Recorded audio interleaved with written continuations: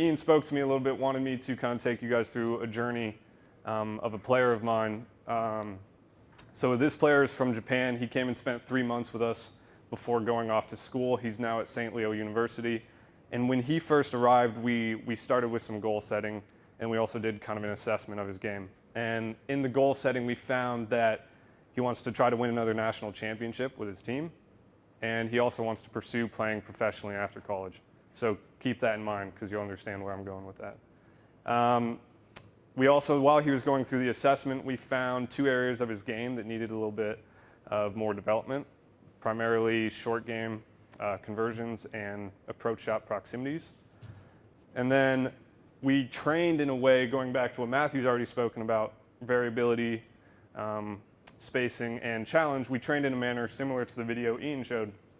And while he was going through that, we put him through a couple tests, and when he got to a level where we felt he was pretty competent, we knew it was time to move to the golf course. So we wanted to design a game. And so when we sat down to design the game, we knew what the key elements were going to be. So we knew one element was going to relate to short game. We knew another element was going to relate to approach shots. So we kind of had this idea of where we wanted to go with the game. And then I've watched him play in tournaments. I've coached this player for a couple years now. So I've watched him play in a few tournaments, and I wanted to add adversity to it. So we made this game pretty challenging, as you'll see in a second. So the game looked like this. You'll hit your approach shot, or you'll hit your tee shot as normal. And then wherever that leaves you, hit your approach shot with the intention of hitting it inside of PGA Tour proximity with an added 6 feet. If you hit it inside of that proximity, you putt as normal. If you 3-putt, you start the task over again at the first tee. Now, if you hit your approach shot and it's outside of that desired proximity, you take the ball off the green and you have to try to get up and down from any location of his choice. If failure to get up and down, again, start the task over again at the first tee. So this is a very challenging task, and the reason we made the challenge point that high was because, again, I wanted him to deal with adversity. I wanted it to be challenging. I wanted him to be frustrated. And on multiple occasions, he got all the way up to the 8th hole. And I watched him on the 8th hole one day, and he 3-putted, missed a 4-foot putt.